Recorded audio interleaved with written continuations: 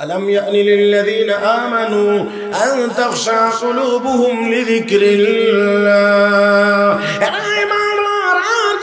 পর্যন্ত এদিক ওদিক দৌড়াদৌড়ি করবা, আর কতদিন পর্যন্ত গান বাজনা নিয়ে ব্যস্ত থাকবা, আর কতদিন পর্যন্ত মদ পান করে মাতাল হয়ে থাকবা। আল্লাহর আযাবের কথা স্মরণ করে কান্নার সময় কি এখনো আসে নাই? একটু কি মনটা নরম করার সময় আসে নাই? আমার ভাইয়েরা অর্ধ মাতাল অবস্থায় জবাব দিচ্ছেন, বালা ইয়া রাব্বি কাদ আন, বালা ইয়া রাব্বি কাদ আন, বালা ইয়া রাব্বি কাদ আন। প্রভু গো, হ্যাঁ সময় এসেছে, হ্যাঁ সময় এসেছে, হ্যাঁ এসেছে। দৌড় দিয়েছেন বাড়িতে, মার কাছে গিয়ে বলেন, মা গো, ও মা, এতদিন পর্যন্ত যে তারের ভিতর দিয়ে বাজনার আওয়াজ বের হইতো, আজকে ওই তারের ভিতর থেকে আল্লাহর কালামের আওয়াজ বের হয়েছে। হ্যাঁ মা, তাও আবার প্রশ্ন করা হচ্ছে, আল্লাহর আযাবের ভয়ে কান্নার সময়টা কি এখনো আসে নাই? আমি এমন জবাব দিয়েছি, মা বুঝতে পেরেছেন, মনে হয় আমার আল্লাহ তার হেদায়েত নসিব করেছেন। হাত তুলে দোয়া করেন, মালিক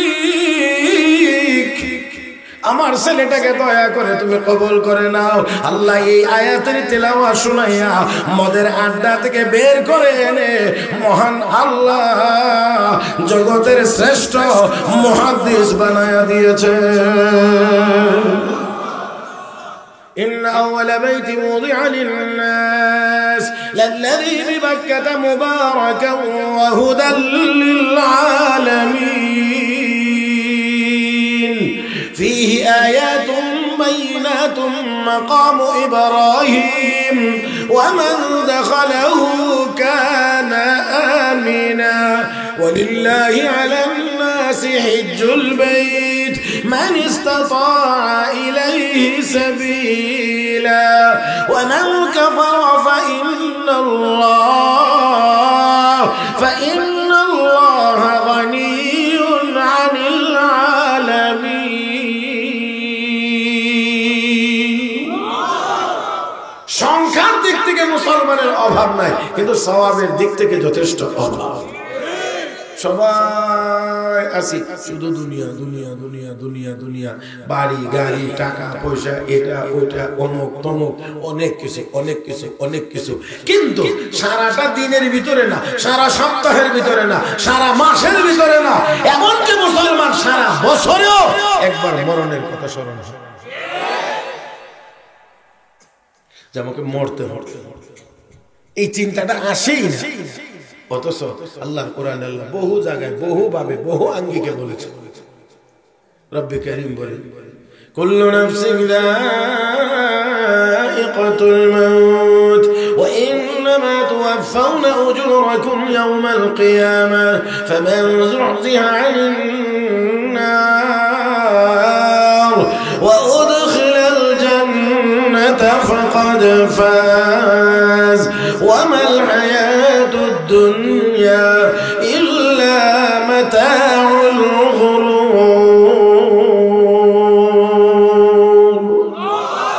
মাশাআল্লাহ, আল্লাহু আকবার। যদি বলেন তো আর একটু মিলে মিশে বড় করে বলেন। গরম করতে করতে মাওলানা আবুল কালাম সাহেব আমার ওয়াজের টাইম শেষ হয়ে যাবে, কথা বুঝলেন না? আপনারা গরম হইতেন না তো, মানে শীতের দিনে ইঞ্জিন সকালবেলা স্টার্ট দিতে গেলে যেমন কয়েকবার হ্যান্ডেল মারুন না, আপনারা মনে হইতেছে এমন আর কি, কয়েকবার হ্যান্ডেল দিয়ে তারপরে আপনারা গরম করতে হবে। এত সময় কোথায় পাওয়া যাবে? আল্লাহু আকবার বলবেন, এখানে যদি বারবার ধাক্কাইতে হয় তাহলে হবে না। একটু বলিষ্ঠ আওয়াজে বলেন আল্লাহু আকবার। জবানটা কে দিয়েছেন? জবানটা তো দিয়েছেন আল্লাহ, আল্লাহকে ডাকবার জন্য। ডাকতে গিয়ে আপনার অন্যান্য যে কাজগুলো করবার অনুমতি আছে সেই কাজগুলো করবেন। যেমন আল্লাহকে ডাকতে গিয়ে আপনার বেঁচে থাকতে হবে, বাঁচার জন্য খাইতে হবে, পান করতে হবে। এই জন্য আপনি জবান ব্যবহার করে খাইবেন, পান করবেন, মালিকের অনুমতি আছে। তবে হ্যাঁ, খাইতে পান করতে গিয়েও আবার হারামটা কোনটা? আওয়াজ করে বলেন কোনটা? অনুমতি কোনটার আছে, হারামের না হালালের? আমি আপনাদেরকে বলি সূক্ষ্মভাবে গভীর মনোযোগ সহকারে একটা শব্দ আপনারা একটু খেয়াল করেন। একজন মানুষ যদি বলে আমি, আপনি আপনারটা, প্রত্যেকেই যদি আলাদা আলাদা আমি আমি আমি একটা কথা যদি আমল করি, একটা কথা যে আমি হালাল খাই, ওটা কথা একটা কি খাইব বলেন না, কি খাইব? সবাই যদি বলি যে আমি হালাল খাইব, রাস্তায় জিনিস পড়ে থাকবে, কেউ ধরবে না। এই একটা কথার মানে অ্যাকশন কত দূর পর্যন্ত, এটা আমার মনে হয় আপনাদেরকে আঙ্গুলে গুনে গুনে বোঝানো যাবে না। এটা জীবন চলার পথে প্রতি কদমে কদমে টের পাওয়া যাবে যে আমি হালাল খাইব, এই কথাটার অ্যাকশন কতটুকু। হালাল যদি আপনি খাইবেন, তাহলে জীবনে কোনোদিন চুরি করতে পারবেন না, জীবনে কোনোদিন ডাকাতি করতে পারবেন না, কোনোদিন সুদ খাইতে পারবেন না, কোনোদিন ঘুষ খাইতে পারবেন না, কোনো দুর্নীতি করতে পারবেন না, দুধের সাথে পানি মিশাইতে পারবেন না, মাপে বেশি আনতে পারবেন না, বেশি দিতে পারবেন না, 2 নাম্বারটা 1 নাম্বার করে বিক্রি করতে পারবেন না। তাহলে একটা মাত্র কথা, একটা, আমি কি খাবো? পরে থাকবে মোবাইল রাস্তা, যদিও হাতে নে তুমি এখন মাইকে ঘোষণা দিন মোবাইল একটা পাওয়া গেছে কারে। আর যদি এই চিন্তা না থাকে যে আমি হালাল খাবো, এই চিন্তা যদি না থাকে, জানালার হাত দিয়া লাঠি ঢুকাইয়া হইল মোবাইল নিয়ে যাবে।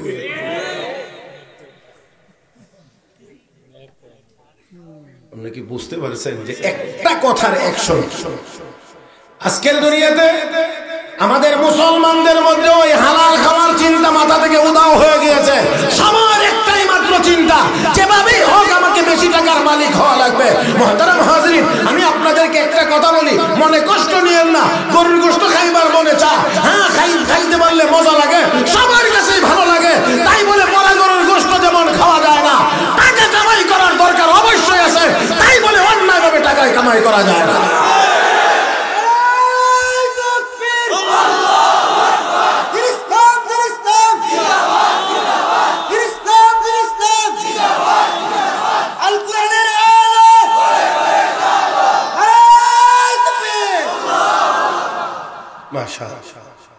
দয়া করে কেউ হাসবেন না, এটা হাসার মজলিস না। কথা যদি কোনোটা চলে আসে তো এটা ওই মুহূর্তেই হেসে শেষ করে দিতে হবে। এটাকে চলমান রাখা যাবে না, কারণ হাসি এটা চলমান রাখার জিনিস না। দুর্ভাগ্য আমাদের, আমরা ওয়াজ মাহফিলেও আসি এই হাসির খোরাক নেওয়ার জন্য। অনেকে গিয়ে ইচ্ছাকৃতভাবে হাসির খোরাক দেওয়ার জন্য। হ্যাঁ, কথা বলতে গেলে কখনো কখনো 2-1 কথা হাসির চলে আসতে পারে, সেটা ভিন্ন, কিন্তু পরিকল্পনা করে ইচ্ছা করে হাসানোর জন্যই অনেক ওয়াজ মাহফিলে শ্রোতারাও আসে, অনেক বক্তাকেও অনেক বেশি টাকা দিয়ে হায়ার করে আনা। মাহফিলগুলোতে যাওয়ার কথা উদ্দেশ্য হলো মনটা একটু নরম হতো। গুনাহ খাতা করছি আল্লাহর কাছে তওবা হইতো, আর গুনাহ করতাম না এমন ওয়াদা হইতো। আখিরাতের একটু চিন্তা নিয়ে আমরা বাড়ি যেতাম। কথা কোন ঠিক না? আসুন, আমি এখানে আয়াত তেলাওয়াত করেছি কোরআন শরীফে। আমি এই আয়াতের কথা শুরু করবার আগে আপনাদের কাছে 2-1টা কথার উত্তর নিয়ে নিতে হবে। আগে কোরআন শরীফ কদ্দুর বিশ্বাস করলে ইমানদার হওয়া যায় নাকি? যে আপনারা মনে আর জীবনে কোনোদিন শুনেন নাই। কোরআন শরীফ কদ্দুর বিশ্বাস করলে মুমিন। মাশাআল্লাহ, এই কথাটা আগে কইতে আসলেন। 16 আনা বিশ্বাস করে, 16 আনা মানে হইলো ফার্স্ট টু লাস্ট, শুরু থেকে শেষ পর্যন্ত। ভালো করে বুঝেন, আবারও বলছি, ইমানদার যদি হওয়া লাগে, মুমিন যদি হওয়া লাগে, তাহলে কোরআনের শুরু থেকে শেষ পর্যন্ত সবটা বিশ্বাস করে, বুঝে আসো আর নাই আসো সবটা বিশ্বাস করেই ইমানদার হওয়া লাগে। তবে যদি কেউ কাফের হইতে চায়, তাহলে সবটা অস্বীকার করা লাগে না, কোরআনের যে কোনো এক আয়াত অস্বীকার করলেই কাফের হওয়ার জন্য যথেষ্ট।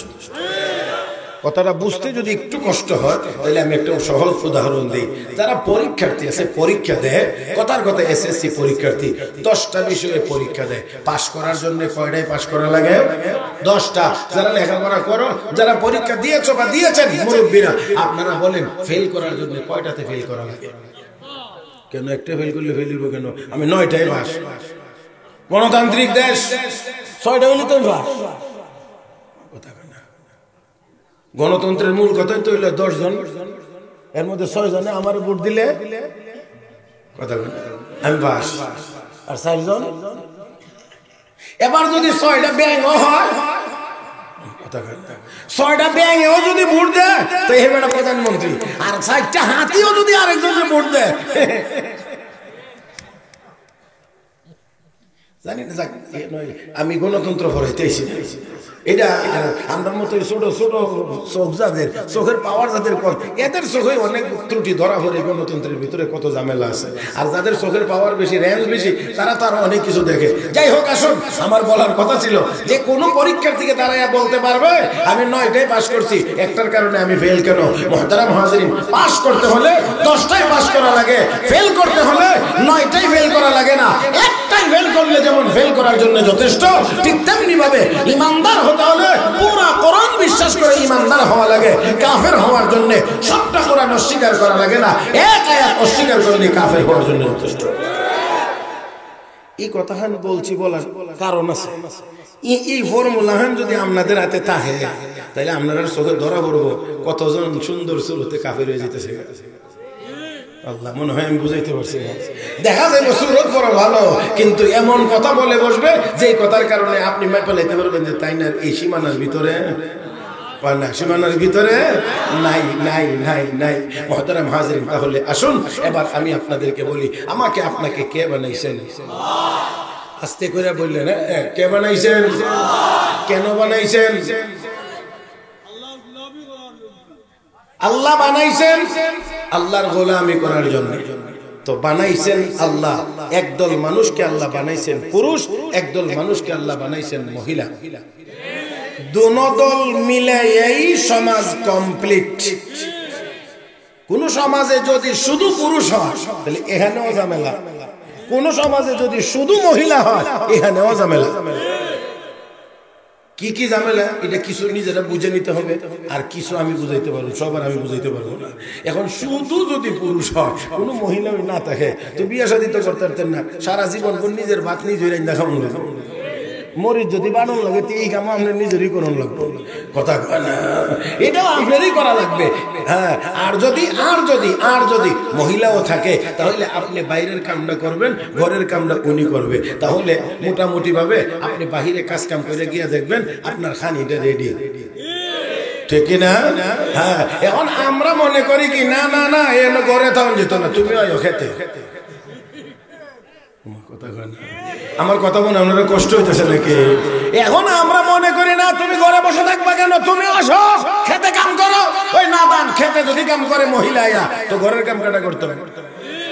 আর আমাদের বুদ্ধিজীবী আছে যারা মাথার মধ্যে 5-7 মণ বুদ্ধি, এই বুদ্ধিজীবীরা কয় যে এই জাতির অর্ধেক জনসংখ্যা মহিলা, এদেরকে ঘরের ভিতরে রেখে জাতীয় উন্নয়ন সম্ভব না, এজন্য তাদেরকে যে রাস্তায় মাটি কাটাতে হবে, রাস্তায় মাটি কাটাইতে হবে। ওই উন্নয়নের জন্য ওই অফিসের চেয়ারে বসে কাজ করতে হবে। ভালো কথা, কিছুক্ষণের জন্য মেনে নিলাম, কারণ দুনো দলকে সমান করতে হবে, সমানভাবে কাজ করতে হবে, কাঁধে কাঁধ মিলিয়ে কাজ করতে হবে।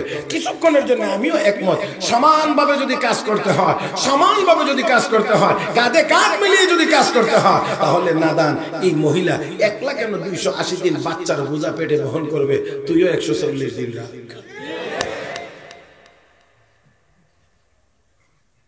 তাহলে সমান হইব, নাহলে সমান হইব কেমনে? বুঝাইতে পারছি না? হ্যাঁ, সমান যদি করা লাগে তাহলে অবশ্যই অবশ্যই অবশ্যই অবশ্যই তোমাকে 140 দিন বাচ্চা পেটে রাখতে হবে। যদি পারো না তাহলে মহিলার ঘরের ভিতর থেকে বের করে এনে রাস্তায় কাজ করাইতে পারো না। তোমার কাজ রাস্তায়, মহিলার কাজ কয় না। আমি বলছি না, রাগ আমার উপরে করেন না। এই জন্য আমি যে আয়াত তেলাওয়াত করেছি, আল্লাহ রাব্বুল আলামিন বলেন, وقرن في بيوتكن ولا تبرجن تبرج الجاهلية الأولى وأقمنا الصلاة وآتينا الزكاة وأطعنا الله ورسوله إنما يريد الله ليذهب عنكم الرجس أهل البيت ويطهركم تطهيرا। আল্লাহ রাব্বুল আলামিন বলেন, হে মুসলমান মহিলারা ঘরের ভিতরে থাকো। কই থাকো? কোন না কই থাকতো? এটা আমার কথা? কার কথা? কার কথা? আল্লাহর কথা বিশ্বাস করতে কষ্ট হয় অনেকের। মোল্লারা আন্দাজি কথা। ওই যে বলছিলাম কাফের হওয়ার জন্য পুরা কোরআন অস্বীকার করা লাগে না, এক আয়াত অস্বীকার করলে কাফের হওয়ার জন্য যথেষ্ট। এই কথা বললেই, কোরআনের এই কথা বললেও কেউ কেউ বলবে কি মোল্লা মৌলবীরা মহিলারা শুধু ঘরের ভিতরে আটকায় রাখতে চায়। আরে মোল্লা মৌলবীরা রাখতে চায় না, আল্লাহই তো বলছেন অপ্রয়োজনে বাহিরে যাইও না, ঘরের ভিতরে থাকো, তাহলে সম্মান ঠিক থাকবে। যত বেশি বাইরে বাইরেছে তত বেশি বেইজ্জতি হয়েছে। আল্লাহ, আমরা চাক্কা চিনি না, চাক্কা, চাক্কার মধ্যে টায়ার থাকে, টিউব থাকে, রিং থাকে, কোনটা বেশি নরম এর মধ্যে আপনাদের জানা মতে? হ্যাঁ হ্যাঁ বেটা জোরে কম। টিউব হইল নরম, এই জন্য এটারে রাখন লাগে দুই শক্ত জিনিসের মাঝখানে। কিন্তু এই নরমটা যদি আবার না থাকে তাহলে কিন্তু চলবে না। এই নরমটার মধ্যে বাতাস, এই বাতাসটা দিলে টাইট, চাক্কা টাইট, তখন গাড়ি দৌড়ে, তাই না? এখন এই জন্য এখন যদি টিউবে আমারে সারা তো তোর চলস না টায়ার, তুই কেন খালি সবসময় বাইরে থাকবি, আমিও একটু বাইরে যেতাম। আল্লাহ, আমি বুঝাইতে পারছি না। টায়ার তুই শুধু বাহিরে বাহিরে থাকবে, আমিও যাব। এবার যদি সেই দাবি অনুসারে টিউব রেন একটু বাইরে দেওয়া হয়, কয় না কয় না কয় না, টিউবকে যদি বাহিরে দেওয়া হয় টিউবেরও অস্তিত্ব থাকবে না, গাড়িও চলবে না, অ্যাক্সিডেন্ট করে খালে। কথা বলেন, কথা বলেন। এই জন্য মহিলারা তুলনামূলক ভাবে নরম। এই কারণে রব্বে কারীম তো ঘরের ভিতরে থাকো, ঘরের কাজ তুমি আঞ্জাম দাও, বাহিরে যাওয়ার চেষ্টা করবে না। যদি ঘরের বাহিরে যা, টিউবের যেই পরিণতি মহিলাদের হবে সেই পরিণতি, গাড়ির হবে যেই পরিণতি সমাজের হবে সেই পরিণতি। আল্লাহ রাব্বুল আলামিন তাই বলে, কই থাকতো একটু কই থাকতো, থাকতো। এখন শুধু বাইরে, শুধু বাইরে বাইরে বাইরে। এই বাইরে যাওয়াটা ফিরাইয়া ঘরে যেন থাকতে পারে, এই জন্য যেই শিক্ষাটার দরকার, এই শিক্ষাটা হলো মহিলা মাদ্রাসার শিক্ষা। এই জন্য এন আইলে দেখবেন উদ্দুর বড় যেটা ইডাও বুরকা, হ্যাঁ এর থেকে কত বড় তার রাস্তা দিয়ে ঘুরতেছে, খবর নাই, মেসাবের লোকে ধাক্কা লাগে। মিয়া হাসলেন কেন? এটা দুঃখের চোটে খুশি।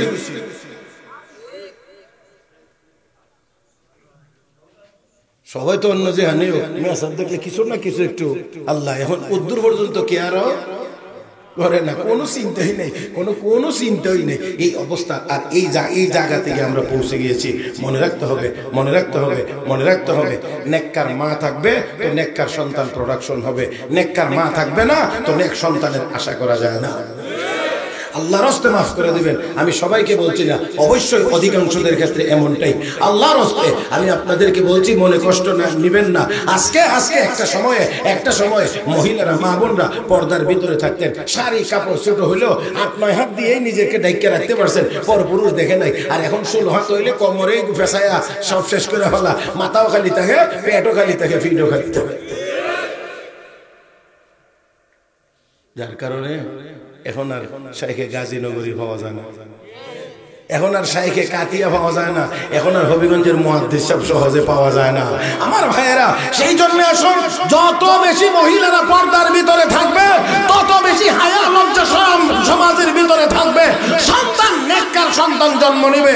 আর যখন মা বোনরা পর্দাবিহীন থাকবে না, বেপর্দা হবে, পেটে বাচ্চা নিয়ে মার্কেটে ঘোরাফেরা করবে, সারাদিন বসে বসে টেলিভিশন দেখবে আর মোবাইল দেখবে, ওই পেটের ভিতর থেকে আব্দুল কাদের জিলানী জন্ম হবে না, ওই বাবা হুরিয়া গাজাখোর জন্মগ্রহণ করবে। আমি আজকে খুব বেশি লম্বা সময় আপনাদেরকে কষ্ট দেব না, একজন মহিলার কথা শোনাবো, এর ভিতর দিয়ে আমার ওয়াজ শেষ। আজকে একজন মহিলার কথা শোনাবো, একেবারে আমার দিক তাকায়া খেয়াল করে শুনবেন, খুব ধীরে সুস্থে। অন্যান্য সময় যদি কোনো অনেক কইয়াও থাকি খুব স্পিডে কইছি, আজকে করে আস্তে আস্তে আস্তে আস্তে আস্তে আস্তে। আজকে টান টুন বেশি দেওয়ার নিয়ত নাই, কটা কথা খালি করতে। কি সভাপতি সাহেব চলবো নি? হ্যাঁ আচ্ছা, অনুমতি পাইছি আমার দিন আপনারা ডাইন বাম তাকাইলে আমার ওয়াজ বাধাগ্রস্ত হোক, আর যদি সোজা তাকায়া থাকেন তাহলে আমি আশা করি যে কথাগুলো একটু খেয়াল করে আপনারা শুনতে পারবেন। মুহতারাম হাজরিন, জগৎ বিখ্যাত মুহাদ্দিস হযরত আব্দুল্লাহ ইবনুল মুবারক রাহমাতুল্লাহি আলাইহি, প্রসিদ্ধ মুহাদ্দিস, বহুত বড় আল্লাহর ওলি। এই লোকটা জাহান্নামের পথে চলতেছিল, আল্লাহ যেন হাতে ধরে কো তুই যাস কো এদিকে। আমরা অনেক সময় কই না রাস্তা দিয়ে হাঁটে, চিনা জানা থাকলে এই তুই এদিকে তুই যা,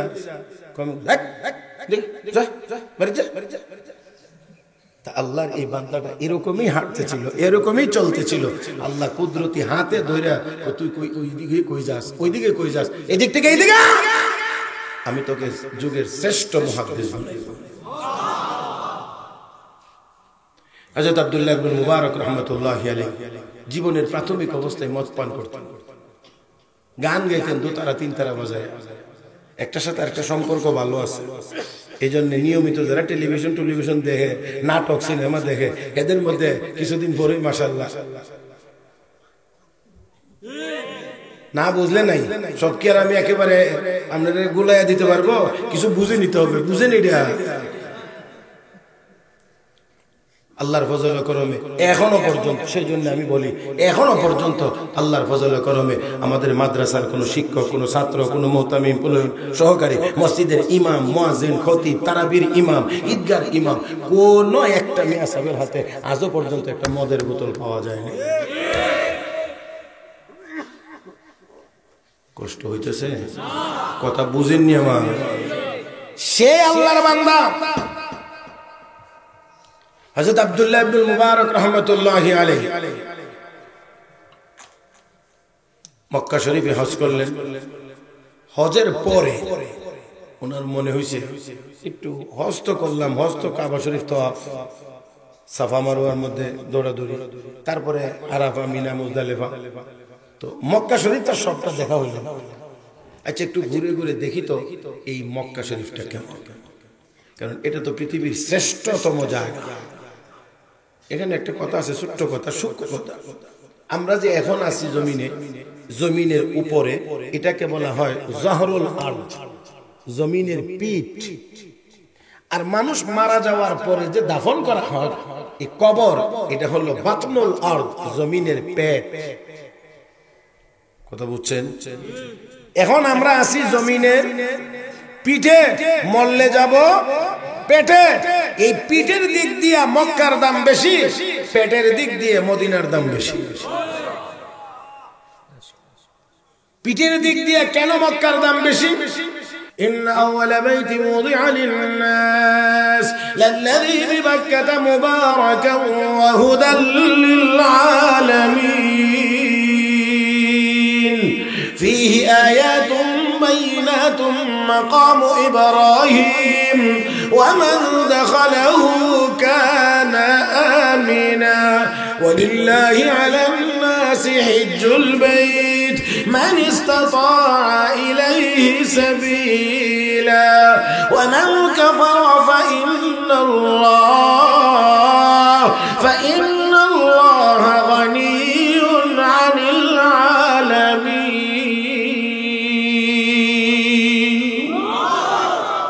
Oh my God! আসেনি নাকি? এই পৃথিবীর সর্বপ্রথম ঘর হলো বাইতুল্লাহ খানায়ে কাবা, যা মক্কায় অবস্থিত। এই ঘরে এক রাকাত ফরজ নামাজ আদায় করলে রব্বে কারীম আমল নামায় 1,00,000 রাকাতের সওয়াব দান করেন। এই ঘরটা মক্কায় অবস্থিত, এই জন্য জমিনের পিঠের দিক দিয়ে মক্কার দাম বেশি। আর যেহেতু মদিনার জমিনের পেটের ভিতরে মুহাম্মদুর রাসূলুল্লাহ শুয়ে আছেন, এই জন্য মদিনার জমিনের পেটের দিক দিয়ে মদিনার দাম বেশি। এই কারণে কবি বড় সুন্দর করে বলেছে, রহে মেরা মাসকান रहे मेरा मस्कन हवाली काबा बने मेरा मदफन दियार मदीना জমিনের উপরের ঘরটা যেন আমার কাবা শরীফের আশেপাশে হয়, আর মরার পরে আমার দাফনটা যেন মদিনাতে হয়, রাসূলের শহরে হয়। ভাইরা, এটা এক আবেগ, এক অনুভূতির জায়গা। আমার মনে হয় এটা ভাষাগত দিক দিয়ে না বোঝানো যাবে না বোঝা যাবে।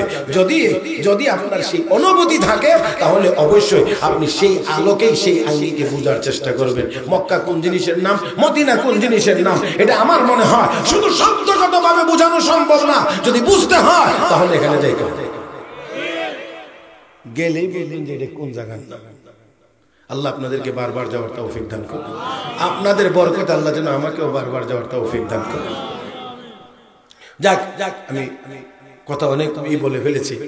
হযরত আব্দুল্লাহ ইবনুল মুবারক রাহমাতুল্লাহি আলাইহি বলছিলাম না, 2 তারা 3 তারা বাজায় গান একদিন বেশি পরিমাণ মদ পান করে ফেলেছেন, মাথা আউলায় গেছে, 2 তারা হাত থেকে ছুটে কোথায় চলে গেছে কোনো খোঁজ খবর নাই। কিছুক্ষণ পরে যখন হুঁশ ফিরে আইছে তখন আবার 2 তারাটা কাছে আনছে, এনে এবার বাজানোর চেষ্টা করছে, বাজে না, আবার চেষ্টা করছেন, বাজে না, মেরামত করছেন, বাজে না, চেষ্টা অব্যাহত আছে। এক পর্যায়ে তিনি দেখতে পান, শুনতে পাইলেন, বাজানোর চেষ্টা করছে, এখন আর বাজনার আওয়াজ বের হয় না, আল্লাহর কালামের আওয়াজ বের হয়। আর একটু মহব্বতের সাথে বলেন, আর আল্লাহর পক্ষে অসম্ভব না সম্ভব। ওই তারের ভিতর থেকে এখন আর বাজনার আওয়াজ বের হয় না, আমার আল্লাহর কালামের তিলাওয়াতের আওয়াজ বের হয়। চিৎকার মেরে কোন আল্লাহু আকবার। কোরআনের তিলাওয়াতের আওয়াজ শুনেন, কি আওয়াজ হচ্ছে? আলাম ইয়ানি লিল্লাযীনা আমানু আন তাখশা কুলুবুহুম লিযিকরিল্লাহ। পর্যন্ত এদিক ওদিক দৌড়াদৌড়ি করবা, আর কতদিন পর্যন্ত গান বাজনা নিয়ে ব্যস্ত থাকবা, আর কতদিন পর্যন্ত মদ পান করে মাতাল হয়ে থাকবা? আল্লাহর আযাবের কথা স্মরণ করে কান্নার সময় কি এখনো আসে নাই? একটু কি মনটা নরম করার সময় আসে নাই? আমার ভাইয়েরা অর্ধ মাতাল অবস্থায় জবাব দিচ্ছেন, বালা ইয়া রাব্বি কাদ আন, বালা ইয়া রাব্বি কাদ আন, বালা ইয়া রাব্বি কাদ আন। প্রভু গো, হ্যাঁ সময় এসেছে, হ্যাঁ সময় এসেছে, হ্যাঁ এসেছে। দৌড় দিয়েছেন বাড়িতে, মার কাছে গিয়ে বলেন, মা গো, ও মা, এতদিন পর্যন্ত যে তারের ভিতর দিয়ে বাজনার আওয়াজ বের হইতো, আজকে ওই তারের ভিতর থেকে আল্লাহর কালামের আওয়াজ বের হয়েছে। হ্যাঁ মা, তাও আবার প্রশ্ন করা হচ্ছে, আল্লাহর আযাবের ভয়ে কান্নার সময়টা কি এখনো আসে নাই? আমি এমন জবাব দিয়েছি, মা বুঝতে পেরেছেন, মনে হয় আমার আল্লাহ তার হেদায়েত নসিব করেছেন। হাত তুলে দোয়া করেন, মালিক আমার ছেলেটাকে দয়া করে তুমি কবুল করে নাও। আল্লাহ এই আয়াতের তেলাওয়াত শুনাইয়া মদের আড্ডা থেকে বের করে এনে মহান আল্লাহ জগতের শ্রেষ্ঠ মুহাদ্দিস বানায়া দিয়েছে। তিনি আবার ইমাম আযম আবু হানিফা রাহমাতুল্লাহি আলাইহির ছাত্র হওয়ার সৌভাগ্য অর্জন করেছেন। আল্লাহ ওনাকে ইমাম আযম আবু হানিফার ছাত্র বানায় দিয়েছেন। মুহতারাম হাজিরিন, শেখ আব্দুল্লাহ ইবনে মুবারক রাহমাতুল্লাহি আলাইহি এবার মক্কায় গিয়ে ঘুরছেন, খুঁজছেন, দেখছেন, আর এমন সময় দেখেন একজন মহিলা সুতি কাপড়ের ওড়না দিয়ে পেঁচায়া একেবারেই শরীরটা ঢেকে এমন ভাবে বসা আছে, পোশাকে আশাকে দেখে শুধু অদ্দূরই বোঝা যায় যে একজন মহিলা, আর কিছুই বোঝা যায় না। আমরা ছোট সময় দেখছি কোন পুরুষ মানুষ দেখলে মহিলার রাস্তা থাকলে আস্তে করে সাইডে এমন ভাবে তারা বুঝবার কোনো কায়দা নাই, খালি বুঝছে উদ্ধার হয়েছে একজন মহিলা। এখন মাশাআল্লাহ কি এর মুরব্বি আর কি এর মেয়া সাহেব আর কি এর জোয়ান আর কি, মহিলার হাত লাগানো দেখলে বোঝা যায় রাস্তা সাইডে যে আমি নিচে দেখি। হাসছেন না, খালি ঠিক বললেন না। এই ঠিক বলে বলে আর কতদিন পার করবেন? একটু কি সংশোধন করার দরকার না? আসুন না সবাই একটু চেষ্টা করি, একটু সংশোধন করার, একটু চেষ্টা করি। আল্লাহ আমাদের সবাইকে তৌফিক দান করুন। মুহতারাম হাজিরিন,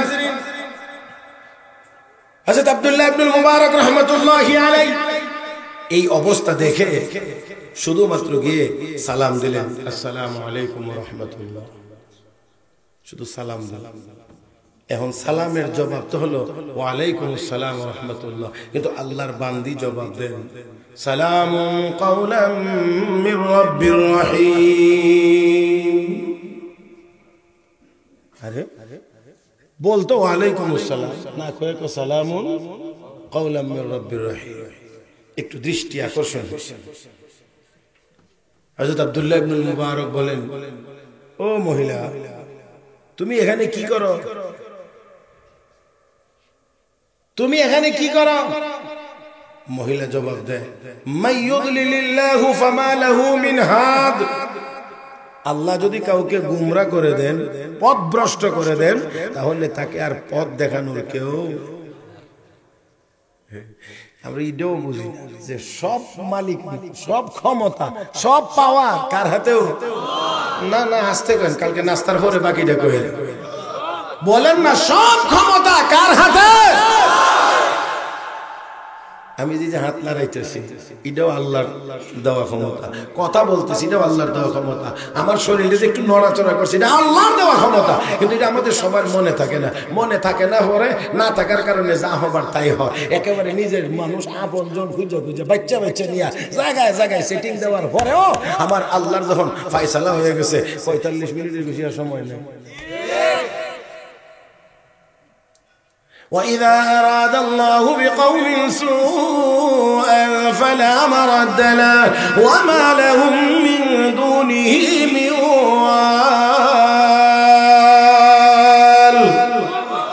আরেকটু জোরে। আল্লাহ রাব্বুল আলামিন সব ক্ষমতার একক মালিক, যারে যদ্দুর দেন, যারে যদ্দুর দেন এ উদ্দুরই হয়। দেখবেন অনেক মানুষ জোয়ান মাথার মধ্যে 1.5 মনের বোঝা লইয়া দৌড়াইয়া যাইতেছে গা, এর সময় বয়সী হই আর একজন যুবক খালি জানটা লইয়াই হাঁটতে পারতেছে না অসুস্থতার কারণে। আল্লাহ বুঝাইয়া দেন, আল্লাহ বুঝাইয়া দেন, এই কি নিয়ে নাড়াচাড়া করছ? দেখছ না তোর মতো এটা দেখছ না যে একটু হাঁটতে পারতেছে না? মুহতারাম হাজিরিন, এই কথাগুলো যেন আমাদের ভিতরে থাকে যে সবকিছুর একমাত্র মালিক। যাক, মহিলা যখন বলছে এখানে কি করো, আল্লাহ যদি কাউকে পথ ভুলাইয়া দেয় তাহলে পথ দেখানোর আর কেউ নাই। হযরত আব্দুল্লাহ ইবনে মুবারক রাহমাতুল্লাহ আলাইহি বললেন যে আমি বুঝতে পারছি মহিলাটা রাস্তা ভুলে এখানে এসেছে। এটা তখনকার সময়ও রাস্তা ভোলার কিছু সম্ভাবনা ছিল। আর নবী 1500 বছর আগে উম্মতকে কি শিখাইছেন? হাজী সাহেব যারা আছেন, উলামায়ে কেরাম যারা আছেন, তারা একটু গভীরভাবে চিন্তা করলে আপনারা দেখবেন যে আল্লাহ রাসূল হজ এবং উমরার দোয়াটা কি, ইহরামের পরে যে দোয়াটা বলেন, আল্লাহুম্মা ইন্নী উরিদুল হজ্জ ফায়াসসিরহু লি ওয়া তাকাব্বালহু মিন্নি। আল্লাহ, আমি হজের নিয়ত করছি, আমার জন্য সহজ করে দাও, কবুল করে নাও। এই জন্য এজেন্সি ওয়ালারাও যত হাজি আছে, যত সবক ফরায়া শিখা, এর মধ্যে এটা হইল মানে আরবি না হলে খালি বাংলা করেন যে আল্লাহ সহজ করে দাও, কবুল করে নাও, আল্লাহ সহজ করে দাও, কবুল করে নাও। এই যে দোয়া 1500 বছর আগে যখন আল্লাহর নবী হজ করছিলেন সব সাহাবায়ে কেরামকে নিয়ে, তখন মাত্র 1.5 লক্ষ সাহাবায়ে কেরাম ছিলেন। হাজী সাহেব 1.5 লাখ, কথা বলেন, হাজী সাহেব 1.5 লাখ হাজী এই পুরা মক্কার এরিয়ার ভিতরে, তত বেশি কোনো কিছুই না। কিন্তু তারপর আল্লাহর নবী এই দোয়া উম্মতকে শিখাইলেন, ফায়াসসিরহু লি, আল্লাহ আমার জন্য সহজ করে দাও, আমার জন্য সহজ করে দাও। আমার কাছে মনে হয় যেন আল্লাহর নবীর সামনে এই 2024 সালের বা 20 সালের বা 18 সালের 16 সালের বা 2000 সালের পরের এই দৃশ্যটা যেন আমার নবীর চোখের সামনে আল্লাহ তুলে ধরেছিলেন। আর এই জন্য দেখে দেখে বলছিলেন 35-40 লাখ মানুষ একান্ন করে, এটা খুব ধাক্কা ধাক্কি হইব, ঝামেলা হইব। এই জন্য উম্মতের দোয়া শিখাই গেছেন, তুই আল্লাহর কাছে দোয়া কর, আল্লাহ ফায়াসসিরহু লি, আল্লাহ আমার জন্য সহজ করে দাও। আল্লাহ যদি সহজ না করে দেন, বুড়াটা না জোয়ানটাও গিয়েও ঠিক মতো হজ করতে পারবে। আর আমাদের দেশে অনেক মুরব্বী আছে সোজা বাংলাদেশে আসতে পারে না, এবারে মক্কা মদিনা ঘুরে কালা হাতরের ভিতরে মুখটা বড় সমাটা দিচ্ছে, আসলে খান্দা তো যেতেছে। আলহামদুলিল্লাহ সুম্মা আলহামদুলিল্লাহ, আল্লাহ আমার ওবান্ন হয়েছেন, গিয়া গিয়া দেখছি কি অবস্থা। হ্যাঁ, ঠিক মতো একটা কোনি যদি লাগে, একটা কিছু কিছু লোক আছে আমরা উপরে দেয় 1 ফুট উপরে থাকে মাথা, এমনি দেখুন না, কথা বুঝেন না?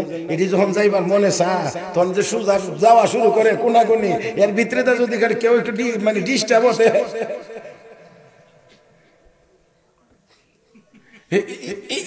কোন হ্যান এখানে দিলে মনে হইব না আপনারা সাতকের ভাত তো এটা যত শক্ত হয়ে পড়ে। আল্লাহু আকবার, আল্লাহু আকবার। আবারও দোয়া করছি আল্লাহ যেন আপনাদেরকে হজ্জ বাইতুল্লাহ বারবার নসিব করেন। এটা এমন এক জায়গা গেলে যাইতে আরো মনে চায়, আরো মনে চায়, আরো মনে চায়, আরো মনে চায়। ওয়া ইয জাআলনাল বাইত মাসাবাতান লিন-নাসি ওয়া আমনা ওয়া ইয জাআলনাল বাইতা মাসাবা। এই যে মাসাবা শব্দটা আল্লাহ কয় এই কাবা ঘরকে মাসাবা বানাইছি। মাসাবার এক ব্যাখ্যা হলো এটা বারবার আসার জায়গা। আমার মনে আজকে বুঝতেছেন না লাগে না? মাসাবা হলো বারবার আসার জায়গা। আল্লাহর ঘর মসজিদ এটা বারবার যাইবার জায়গা। যত যায় তত মজা, যত যায় তত মজা। মসজিদে গিয়ে কারো বিরক্ত লাগে না? এসি অফিসেও বারবার গেলে দূর মেরে বার যাইতে যাইতে আর ভালো লাগে না। কিন্তু মসজিদে গিয়ে কেউ কথা কয় না আর মসজিদে আইতে ভালো লাগে না। আল্লাহ আল্লাহ, মজা আছে ও, হ্যাঁ কেন মজা আছে। এই মজাটা হয়ে নিলে অন্য হানের মজা আর মজা লাগে না। এটা যে কি মজা যারা হয়েছে হেরা জিগে জিগে বলে কি মজা। আমরা কোজরে যে করছিল এক বেড়া আমের জুরির সামনে দাঁড়ায় আম খাইতেছে, তো আরেক বেড়া কিনবার লাগি যায় আর কি। তো বিহানি বেড়া রেখে জিগাই তো যে আম টেঙ্গা না মিঠা, টেঙ্গা করি টেঙ্গা না মিঠা। তো এখন মিঠা হইলে কিনবে কি এখন ভাই আম যে খাইতেছ টেঙ্গা না মিঠা, মুখের বেঞ্চি দেখলে বুঝতে পারো না। টেঙ্গা খেলে মুখের একটা ভেংসি আছে না, তো কামড় দিলেই তো মুখের চেহারা কাটিং হয়েছে আরেক রকম। তো এই জন্য আল্লাহর ইবাদতের ভিতরে কি মজা আছে, যারা ইবাদত করতেছে তাদের কাছে গিয়ে জিজ্ঞেস করে। আসুন এবার হযরত আব্দুল্লাহ ইবনুল মুবারক রাহমাতুল্লাহি আলাইহি জিজ্ঞেস করেন, ও আল্লাহর বান্দি তুমি এখানে কয়দিন যাবত বসা আছো? প্রশ্ন কিন্তু স্বাভাবিক ভাষা, আর যখনই প্রশ্ন করা হয় আল্লাহর বান্দি উত্তর দেন আল্লাহর কালামের তেলাওয়াতের মাধ্যমে। আরো জোরে আল্লাহর বান্দি আবার কোরআনের আয়াত তেলাওয়াত করে জবাব দেন সালাসা লায়ালিন সাওয়িয়া। কয়দিন? 3 দিন যাবত আমি এখানে বসে। আমি জিগাই এমনে উত্তর আসে তেলাওয়াতের মাধ্যমে। শুনবেন তো খেয়াল করে ইনশাআল্লাহ। হ্যাঁ হযরত আব্দুল্লাহ ইবনুল মুবারক রাহমাতুল্লাহ আলাইহি যেমনি কথা জিগা উত্তর আসে কোরআনের তেলাওয়াতের মাধ্যমে। এমন এই জায়গার মধ্যে তো একটু না একটু আকর্ষণ লাগারই তো কথা রে। আমি বলি এমনে আল্লাহর বান্দা কোরআনের আয়াত তেলাওয়াত করে আমার সব কথার জবাব দিচ্ছে। এখন জিগা ও আল্লাহর বান্দা তোমার বাড়ি কোথায়? কোথায় তোমার বাড়ি? দেখেন এবার মহিলা উত্তর সুবহানাল্লাযী আসরা বিআবদিহি লাইলান মিনাল মাসজিদিল হারাম ইলাল মাসজিদিল আকসা আল্লাযী বারাকনা হাওলাহু লিনুরিয়াহু মিন আয়াতিনা ইন্নাহু হুয়াস সামিউল বাসীর। হযরত আব্দুল্লাহ ইবনে মুবারক বুঝতে পারছি মহিলার বাড়ি বাইতুল মুকাদ্দাসের এখানে ফিলিস্তিন, হজের জন্য ছিল মক্কা শরীফ। আমি আবার বললাম ও মহিলা 3 দিন পর্যন্ত তুমি এখানে বসা, কিন্তু তোমার কাছে খাওয়ার কোনো জিনিস দেখা যায় না, পান করার কোনো জিনিসও তোমার কাছে দেখা যায় না। তুমি কি খাও কি পান করো? আল্লাহর বান্দি তখন জবাব দেন আতিমুস সিয়ামা ইলাল লাইল। আল্লাহ রোজা কোন সময় পর্যন্ত? রাত পর্যন্ত। মানে তার মানে বুঝাই দিলেন সে কি দার আস্তে আস্তে কিদার রোজাদার। ও না একটু ব্যতিক্রম হয়েছে। যখন জিজ্ঞাসা করছে তুমি কি খাও কি পান করো, তখন আল্লাহর বান্দি কয় হুয়া ইউতিমুনি ওয়া ইয়াসকিন, আমার আল্লাহ আমাকে খাওয়ান, আমার আল্লাহ আমাকে পান করান। আল্লাহ এখন আচ্ছা ঠিক আছে আল্লাহ খাওয়ান আল্লাহ পান করেন, তো তোমার ওযু করা লাগে না?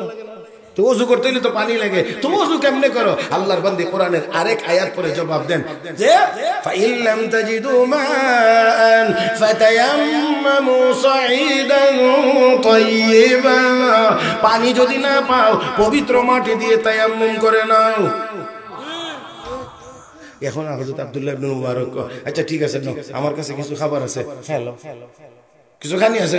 মহিলা কো আতিমু সিয়ামা ইলাল লাইল, আল্লাহ কইছে রোজা রাত পর্যন্ত পূর্ণ করো। তার মানে রোজাদার, আমি রোজাদার, এখন দিনের বেলা কিছু খাইতে পারবো না। একটু জোরে একবার আল্লাহু আকবার কোন তো। এটা কেমন মহিলা? যা ওই জিজ্ঞাসা করে জবাব দেয়, কোরআনের তেলাওয়াত করে। তাহলে কি পরিমাণ কোরআনের উপরে পারদর্শী ছিল, আর কি পরিমাণ কোরআনের প্রতি তার মহব্বত ছিল, ভালোবাসা ছিল। আল্লাহু আকবার। এবার হযরত আব্দুল্লাহ ইবনে মুবারক রাহমাতুল্লাহি আলাইহি এবার থেকে বলতে শুরু করলেন, ও আল্লাহর বান্দি, ও আল্লাহর বান্দি, হজের সফরে রোজা তো মানে রমজান মাসের রোজাও সফরের কারণে পরিবর্তন করে রাখার সুযোগ আছে, এখন ভেঙে লাইলেও পরে রাখার সুযোগ আছে। আর এখন তুমি হজের সফরে, এখন আর তোমার কি কিসের এটা আবার কোন রোজা? তখন আল্লাহর বান্দী কো ওয়া আনতাসুমু খায়রুল লাকুম ইন কুনতুম তা'লামুন, তারপরেও যদি তোমরা রোজা রাখতে নাও তাহলে এটাই তোমাদের জন্য ভালো। হযরত আব্দুল্লাহ ইবনে মুবারক রাহমাতুল্লাহি আলাইহি এখানে ভিন্ন চিন্তার কোনো কারণ নাই, তার কথা এবং জবাবের কারণে হযরত আব্দুল্লাহ ইবনে মুবারক তার সাথে আরো কথাগুলো বলছে যে আমি কিভাবে বলি, আমি কিভাবে বলি, আর মহিলা কিভাবে উত্তর দেয়।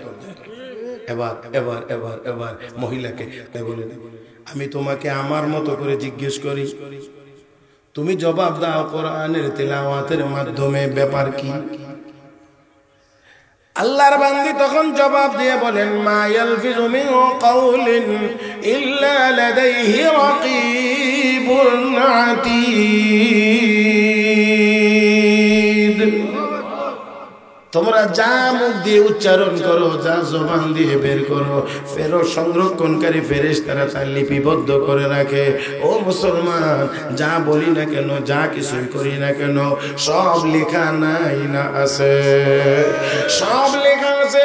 এই জন্যে এই জন্যে এই জন্যে এই জন্যে আমি আপনার মতো কথা বলি না।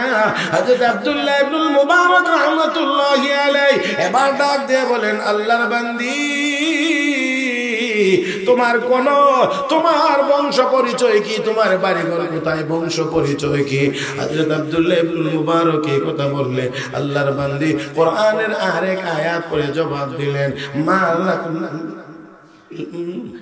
আল্লাহর বান্দি যখন বলছে তোমার বংশ পরিচয় কি, আল্লাহর বান্দি কো লা তাকফু মা লাইসা লাকা বিহি ইলম, যেই বিষয়ে তোমার জানা নাই, অবগত নাই, এই বিষয়ে তুমি আর আলাদা করে কিছু জানবার চেষ্টা করিও না, এই বিষয়ে জানার দরকার নাই। হযরত আব্দুল্লাহ ইবনে মুবারক রাহমাতুল্লাহি আলাইহি এবার বলেন, ঠিক আছে, সরি, ভুল হয়ে গেছে। হযরত আব্দুল্লাহ ইবনে মুবারক যখন এই কথা বললেন, ঠিক আছে, আমি আর এই কথা বলবো না, আর এই সম্পর্কেও খোঁজ নেব না, ক্ষমা করে দেন। আল্লাহর বান্দি কোরআনের আরেক আয়াত তেলাওয়াত করে জবাব দিয়ে বলেন, লা তাসরিবা আলাইকুমুল ইয়াউম ইয়াগফিরুল্লাহু লাকুম, তোমার বিরুদ্ধে কোনো অভিযোগ নাই, আল্লাহ যেন তোমাকে মাফ করে দেন। চিৎকার করে বলুন আল্লাহু আকবার। আমার ভাইয়েরা, হযরত আব্দুল্লাহ ইবনে মুবারক রাহমাতুল্লাহি আলাইহি এবার বললেন, ও আল্লাহর বান্দি, তুমি যদি যাইতে রাজি থাকো, আমার উট আছে, উটের পিঠে উঠাইয়া আমি তোমাকে তোমার কাফেলা পর্যন্ত পৌঁছাইয়া দিতে পারি, তুমি কি যাইতে রাজি? আল্লাহর বান্দি এই কথার জবাব দেন কোরআনের আরেক আয়াত তেলাওয়াত করে, ওয়া মা তাফআলু মিন খাইরি ইয়ালামুল্লাহ, তোমরা যত ভালো কাজ করো না কেন, সব কাজের খবর কে রাখে?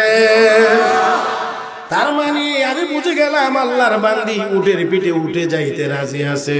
আমি এবার উট যখন নিয়ে আসলাম, উট বসায় দিলাম এবং বললাম, আল্লাহর বান্দি উটের পিঠে উঠে যাও।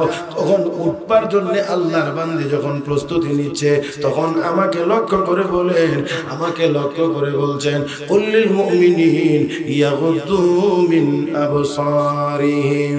এই আয়াত তেলাওয়াত করে আমাকে বুঝায় দিলেন, আয়াতের ভিতরে আল্লাহ রাব্বুল আলামিন বলেন, হাবিব, আপনি আপনার উম্মত ইমানদার পুরুষদেরকে জানায় দিন, তারা যেন দৃষ্টিকে নিচের দিকে রাখে। বুঝাইয়া দিলেন কি, ও আল্লাহর বান্দা, আমি উটের পিঠে উঠবো, আমি মহিলা মানুষ, তুমি আমার দিকে তাকিয়ে থাকবে না, তুমি দৃষ্টি নিচের দিকে রাখো। হযরত আব্দুল্লাহ ইবনুল মুবারক বলেন, আমি নিচের দিকেই তাকিয়ে রইলাম। মহিলা উটের পিঠে উঠতে গিয়ে উট একটু মেজাজ গরম করে দৌড় দিলে মহিলাটি পড়ে গেছে, একটু ব্যথা পাইছে। মহিলা ব্যথা পাইয়া তার প্রতিক্রিয়া ব্যক্ত করছে, আমাদের মতো হাও মাও করে কেঁদে ফেলেন নাই। মহিলা ডাক দিয়ে কয়, মা আসাবাকুম মিন মুসিবাতিন মা আসাবা মিন মুসিবাতিন ফাবিমা কাসাবাত আইদিকুম। যত বিপদে আপদে পড়ো, এটা সবগুলো তোমাদের হাতের কামাই। আমি আবার বললাম, আল্লাহর বান্দা একটু অপেক্ষা করো, আমি উটটাকে এবার নিয়ে আসি, শক্ত করে বেঁধে দেই। নিয়ে আসলাম, সুন্দর করে বসায় দিলাম, এবার বেঁধে দিলাম। আল্লাহর বান্দিকে এবার বললাম, এবার গিয়ে উঠেন। এখন আল্লাহর বান্দি গিয়ে উঠছেন, আমিও সামনে উঠলাম। উট দাঁড়াইছে, এখন মহিলা বাহনে ওঠার দোয়া পড়ে, সুবহানাল্লাযী সাখারা লানা হাযা ওয়া মা কুন্না লাহু মুকরিনিন ওয়া ইন্না ইলা রাব্বিনা লামুনকালিবুন। এই দোয়া পড়ছে, এটা বাহনে চড়বার দোয়া। এই দোয়া পড়ছে, আমিও সামনে। এবার উট চালাইতে লাগলাম। উট চালাইতে গিয়ে আমি এখন জোরে জোরে জোরে জোরে চিৎকার করি, আমি জোরে জোরে চিৎকার করি। উট দ্রুত গতিতে চলে। আল্লাহর বান্দি আমার পিছন দিক থেকে আমাকে লক্ষ্য করে নসিহত করতেছেন কোরআনের আয়াত তিলাওয়াতের মাধ্যমে। ওয়াকসিদ ফি মাশিক واغضض من صوتك إن أنكر الأصوات لصوت الحمير। ও আল্লাহর বান্দা, গতি একটু কমাও, চিৎকারের আওয়াজও কমাও। আওয়াজের মধ্যে নিকৃষ্ট আওয়াজ হলো গাধার আওয়াজ, জোরে জোরে চিৎকার বেড়ে ওঠে। আমি আওয়াজ কমাইলাম, গতিও কমাইলাম। এখন আমি একটু গুনগুন করে শের আশার পড়তেছি আর উট চালাইতে আসি। আল্লাহর বান্দি পিছন দিক থেকে আমাকে আবার নসিহত করে বলেন, ফাকরাউ মা তায়াসসারা মিনাল কুরআন। গুনগুন করে শের পড়ার দ্বারা কোনো ফায়দা নাই, কোনো সওয়াব নাই। আল্লাহর কোরআন থেকে যতটুকু জানো তা তেলাওয়াত করো, তেলাওয়াত করলে সওয়াব হবে। এই কথা বললে হযরত আব্দুল্লাহ ইবনুল মুবারক রাহমাতুল্লাহি আলাইহি স্তম্ভিত হয়ে বললেন, আল্লাহর বান্দি গো, তুমি তো বড় সৌভাগ্যবান, ভাগ্যবতী একজন মহিলা। আল্লাহর বান্দি এই কথারও জবাব দেন কোরআনের আরেক আয়াতের তেলাওয়াতের মাধ্যমে, ওয়া মা ইয়াযাক্কারু ইল্লা উলুল আলবাব। এই অবস্থা থেকে কেবল বুদ্ধিমানেরাই এখান থেকে নসিহত গ্রহণ করতে পারে। এবার আমি জিজ্ঞেস করলাম, ও আল্লাহর বান্দি, তোমার কোনো স্বামী আছে নাকি? হযরত আব্দুল্লাহ ইবনুল মুবারক যখন এই কথা বললেন, আল্লাহর বান্দী কোরআনের এক আয়াত তিলাওয়াত করে জবাব দেন, লা তাসআলু আন আশিয়া ইন তুবদা লাকুম তাসুকুম। এমন বিষয়ে প্রশ্ন করিও না যেই বিষয়ে জানলে তোমাদের ভালো হবে না, মঙ্গল হবে না, অমঙ্গল হবে। আল্লাহর বান্দা হযরত আব্দুল্লাহ ইবনুল মুবারক রাহমাতুল্লাহি আলাইহি বলেন, আমি এখন সিদ্ধান্ত নিলাম আর কোনো কথাই বলবো না, কারণ কোনো কথা বলে আমি আর আমার জায়গায় থাকতে পারি না। মহিলা আমাকে সাবধান করে, সতর্ক করে, সে আমার মতো জবাব দেয় না, আল্লাহর কোরআনের আয়াতের তেলাওয়াতের মাধ্যমে জবাব দেন। এই জন্য আমি চিন্তা করলাম আর একটু এখানে আর কথা বলবো না। এবার ওর চালাইতে লাগলাম। চলতে চলতে চলতে চলতে যখন কাফেলার লোকজন সামনে দেখা মিলছে, আমি এবার বললাম, ও আল্লাহর বান্দি, এই কাফেলার ভিতরে তোমার আত্মীয় স্বজন কে আছে? কে আছে? আল্লাহর বান্দী জবাব দিয়ে বলেন, আল মালু ওয়াল বানুন জিনাতুল হায়াতিদ দুনিয়া। টাকা পয়সা এবং সন্তান সন্ততি দুনিয়ার জীবনের সৌন্দর্য। আমি বুঝতে পারলাম আল্লাহর বান্দির সন্তানাদি এই কাফেলার ভিতরে আছে। আমি আবার বললাম, ও আল্লাহর বান্দি, তোমার সন্তানের কি নাম? কি নাম ধরে আমি ডাক দেব? আল্লাহর বান্দি তিন সন্তানের নাম বলতে গিয়ে কোরআনের তিন জায়গা থেকে তেলাওয়াত করেছেন। ওয়াত্তাখাযাল্লাহু ইব্রাহিমা খলিলা ওয়া কাল্লামাল্লাহু মূসা তাকলিমা ইয়া ইয়াহইয়া খুযিল কিতাবা বিকুওয়া। আমি বুঝতে পারলাম এক ছেলের নাম ইব্রাহিম, এক ছেলের নাম মূসা, আর এক ছেলের নাম হলো ইয়াহইয়া। আমি কাছাকাছি গেলাম, গিয়ে ডাক দিলাম ইয়া ইব্রাহিম ইয়া মূসা ইয়া ইয়াহইয়া। ডাক দেওয়া মাত্রই পূর্ণিমার চাঁদের মতো উজ্জ্বল সে চেহারা সম্পন্ন তিনজন যুবক আমার দিকে এগিয়ে এসেছে। আমি মহিলার দিকে ইশারা করলে তারা বুঝতে পেরেছে তাদের মা, তারা রিসিভ করেছে, গ্রহণ করেছে, এক জায়গায় নামছে।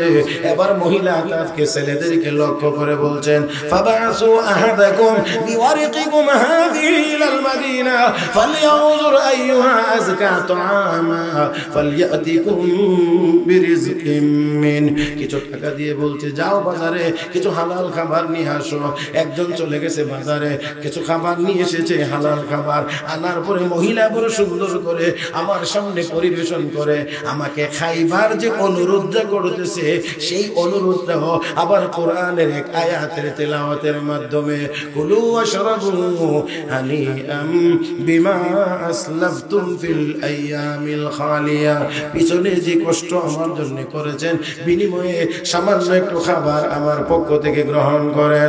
আল্লাহর বান্দা আল্লাহর ওলি এত বড় মুহাদ্দিস হযরত আব্দুল্লাহ ইবনে মুবারক রাহমাতুল্লাহি আলাইহি বলেন না না না যুবকেরা, আমি ততক্ষণ পর্যন্ত খাবারে শরীক হব না যতক্ষণ না পর্যন্ত মহিলার আসল হাকিকত আমি জানতে পারবো, ততক্ষণ পর্যন্ত আমি খাবো না।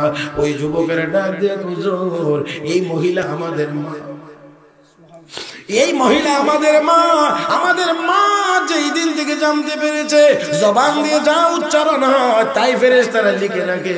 গুনার কথা হলে গুনার জায়গাতে লিখে, সওয়াবের কথা হলে সওয়াবের জায়গাতে লিখে রাখে। হুজুর ওই দিন থেকে আমাদের মা গুনাহ থেকে বাঁচার জন্য, গুনাহ থেকে বাঁচার জন্য বিগত 40 বছরের ভিতরে কোনোদিন আল্লাহর কালামের তিলাওয়াত ছাড়া সাধারণ কোনো কথা বলেন না। 40 বছরের ভিতরে কোনদিন স্বাভাবিক কোন শব্দ উচ্চারণে কথা বলে নেই। যখনই যা দরকার হয় তখনই কোরআনের আয়াতের তেলাওয়াতের মাধ্যমে তার এই সমস্যার সমাধান করেন। একবার একটু একেবারে মনটাকে উজাড় করে দিয়ে একটু বড় আওয়াজে বলেন তো আল্লাহু আকবার। ও ভাইয়েরা, এটা কোন, এটা কোন মহিলা? আর আমাদের দেশের মহিলারা যদি এখন এত কথা জিজ্ঞাসা, এত আয়াত বললে তো দূরের কথা, সুবহানাল্লাহ, নামাজ পড়তে যে সূরা লাগে ইডিয়ট জিজ্ঞানো যায় না, ইডিয়ট পারে না, আরে বহুত জটিল সমস্যা। মুহতারাম হাজরিন, মুহতারাম হাজরিন, ওই মহিলা কি পরিমাণ কোরআন শিখছে, কোরআনের ইলম কি পরিমাণ ছিল, কি পরিমাণ তার কোরআনের তেলাওয়াত ছিল, কি পরিমাণ কোরআনের প্রতি তার মহব্বত ছিল। মুহতারাম হাজরিন, মুহতারাম হাজরিন, তাহলে এবারে আসেন এই কোরআন আমাদের মেয়েদেরকেও শেখানোর দরকার নাই না আছে? আওয়াজ করে আওয়াজ বলে নাই না আছে? আমার ভাইরা, আমার বন্ধুরা, তাহলে আসুন এই কোরআন যদি আমাদের মেয়েদেরকেও শিখাইতে পারি, নেককার বানাইতে পারি। মনে রাখতে হবে আজকে আপনার কোলে যে মেয়েটা, এই মেয়েটা কিন্তু ভবিষ্যতের মা। আজকে যে মেয়েটা আপনার মেয়ে, এটা কিন্তু ভবিষ্যতের মা। আজকে এই মেয়েটাকে যত সুন্দর করে মা হিসেবে গড়ে তুলতে পারবেন, ভবিষ্যতে গিয়ে ততই বেশি নেককার আওলাদের আশা আপনি করতে পারবেন। তাহলে আসেন আমরা আমাদের মেয়েদেরকে কোরআন হাদিস শিখায়া আমরা যোগ্য মা হিসেবে গড়ে তুলি। আল্লাহ যেন তৌফিক দান করেন, জোরে বলি আমিন। মুহতারাম হাজরিন, কথা লম্বা করব না, তবে দোয়ার আগে দয়া করে কেউ উঠবেন না, দয়া করে কেউ উঠবেন না। আমি সময় দেব না, আমি আপনাদের কাছে বিরক্ত করব না। মাওলানা নুরুল হক নবীগঞ্জি দামাত বারাকাতুম ওয়াজও করেছেন, সান্দাও করেছেন। আমি কদ্দুর কথা বলছি বাঙ্গাসরা, আর সান্দা টান্দা এখন আমি বেশি আমি পারিও না, আর বেশি করিও না, আর মেজাজও এখন নাই। তারপরেও উনি বলে গেছেন যে দোয়ার আগ দিয়ে একটুখানি, এই জন্য আমিও আপনাদের কাছে একটুখানি কথাটা শুধু যাতে রক্ষা হয়। আমি বড় করে চাইবো না 10,000 দিন, 20,000 দিন, কত হাজার দিন, এত হাজার দিন আমি চাইবো না। আমি কম করে চাইবো। আল্লাহর বান্দা কে আছেন যিনি বলবেন যে ইনশাআল্লাহ আমি মাদ্রাসার জন্য 2,000 টাকা দেব? একজন বান্দা প্রথম শুরু করেন তো ইনশাআল্লাহ যে আমি 2,000 টাকা দেব, 2,000 টাকা। এর অর্থ এই না যে কেউ বেশি দিতে চাইলে আমি নেব না, এটা বলছি না। অন্তত 2,000 টাকা দিবেন। আল্লাহর কোন বান্দা আছেন মাশাআল্লাহ জি সেলিম ভাই 2000 টাকা। নারে তাকবীর। এখন যদি কেউ